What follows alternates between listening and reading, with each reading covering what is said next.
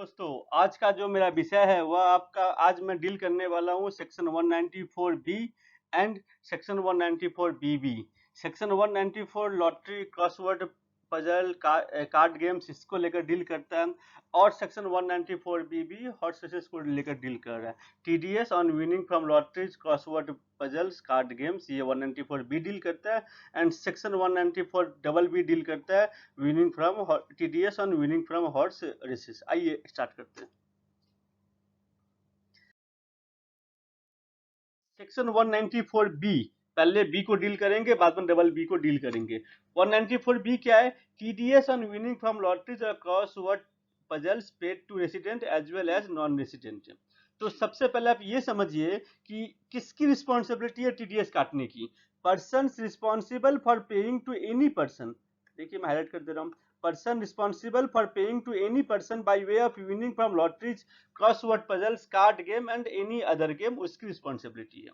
अच्छा, कब काटना पड़ेगा? जब आपका विनिंग अमाउंट 10,000 से अधिक है। यदि आपने लॉटरी विन किया और विनिंग अमाउंट 10,000 से कम है तो टीडीएस नहीं कटेगा। यदि विनिंग अमाउंट 10,000 से अधिक है तभी टीडीएस कटेगा। आइए देखिए कितना परसेंट टीडीएस कटेगा। TDS rate is 30%। TDS rate is 30%।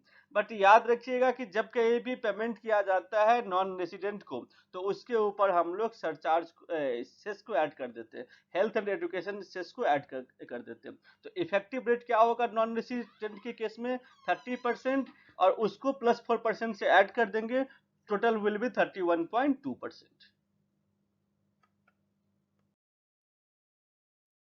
क्या हो गया?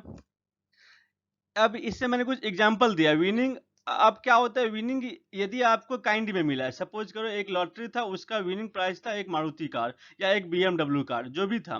तो यदि विनिंग आपका इन काइंड में है, उस समय क्या होगा, जो पेयर है वो इंश्योर करेगा कि टैक्स ऑलरेडी जमा हो गया तभी वो पे करेगा।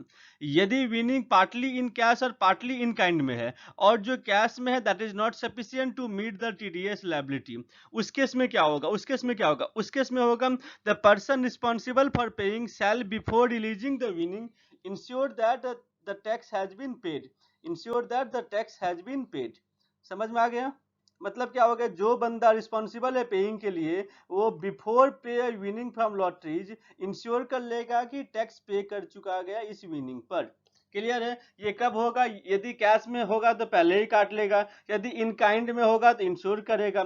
ये पार्टली इन कैश है, पार्टली इन काइंड में है तो भी ये इंश्योर करेगा कि टैक्स हैज बीन पेड। देखिए एक शो आता था कौन बनेगा करोड़पति और dance India dance, little champ, there are so many shows. अब ये जो शो आते हैं इसमें बच्चों को अवार्ड मिलता है, बड़े आदमी को जो भी है, जो भी इसमें विनिंग होते हैं। तो जब कहीं भी इसमें विनिंग होता है तो क्या होता है, ये जो ऑर्गेनाइजर है, जो टीवी प्रोग्राम के जो ऑर्गेनाइजर है वो टीडीएस काट के आपको पे करते हैं। It is mandatory for the organiser of TV programmes to deduct TDS under section 194 B. समझ गए आप लोग? चलिए आगे बढ़ते हैं। बहुत ही सिंपल है। Lucky draw scheme, lucky draw होता है organised by any person shall attract TDS on distribution of prize since it is in the nature of lottery. Clear है? जो लक्की ड्रॉ स्कीम होते हैं जो ऑर्गेनाइज किए जाते हैं उसके से भी क्या होता है, उसके में भी आपका टीडीएस एप्लीकेबल होगा। उसके से भी आपका टीडीएस एप्लीकेबल होगा क्योंकि ये भी लॉटरी के नेचर में आता है। देखिए, in case of payment is made to non resident then the tax rate is increased by education cess.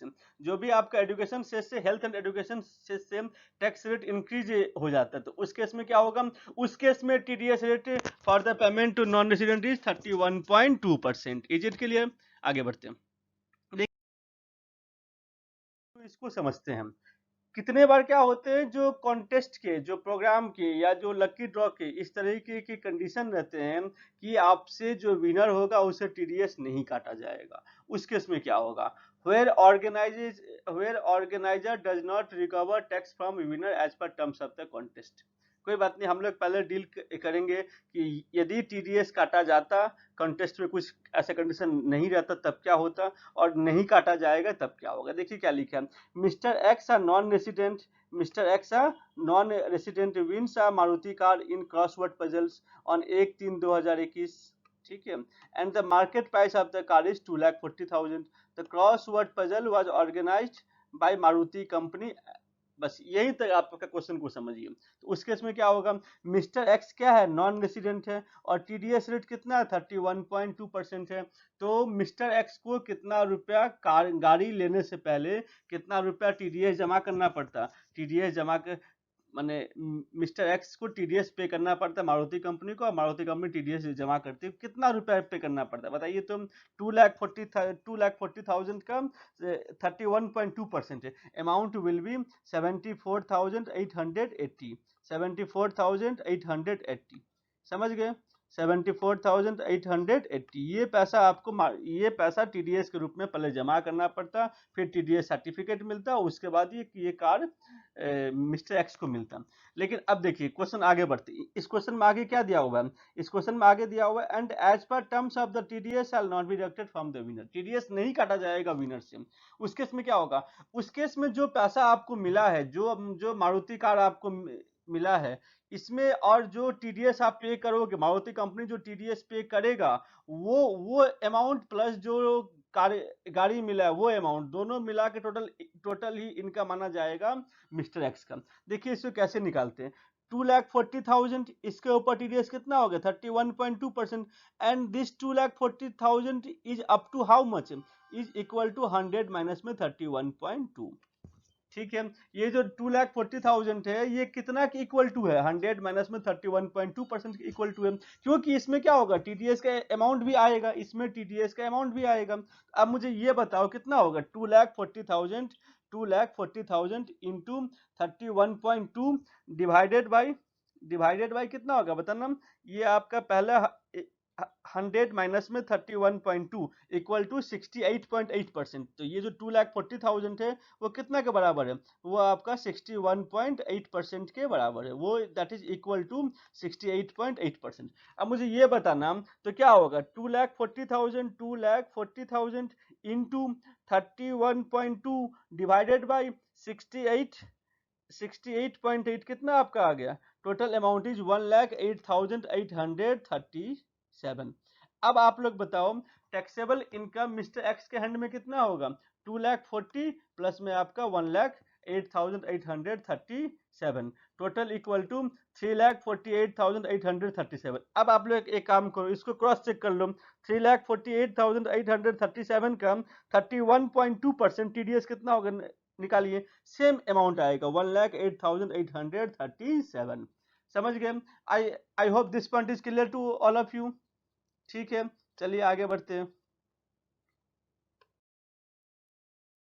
और 194B सेम ही है, 194B भी डील करता है विनिंग फ्रॉम हॉर्स रेसेस से। इस हॉर्स रेस में क्या होता है, कौन इसको ऑर्गेनाइज करता है, जो बुक मेकर होते हैं या जो गवर्नमेंट के लाइसेंस होल्डर होते हैं वो ऑर्गेनाइज करते हैं इसको। कौन इसको ऑर्गेनाइज करते हैं, इसको ऑर्गेनाइज करते हैं बुक मेकर या फिर आपका जो गवर्नमेंट का लाइसेंस होल्डर है वो इसको ऑर्गेनाइज करते हैं इस हॉर्स रेसेस को। तो जो भी विनर होगा उसके ऊपर टीडीएस काटा जाएगा, कितना परसेंट से काटा जाएगा, 30% से काटा जाएगा। कब काटा जाएगा, जब अमाउंट 10,000 से अधिक होगा। और ये किसके लिए एप्लीकेबल है, ये paid to resident as well as non resident both के लिए एप्लीकेबल है। तो डिट्टो सेम सेक्शन है, मैंने इसको डील कर चुका हूं पहले ही। ठीक है, 194B and 194B and 194BB both are clear to all of you. बहुत ही सिंपल सेक्शन था, कुछ भी नहीं है इसमें। एक बार यदि आपको कोई भी डाउट हो आप मुझे कमेंट सेक्शन में बोलिएगा, I will clarify it. Thank you for today, thank you.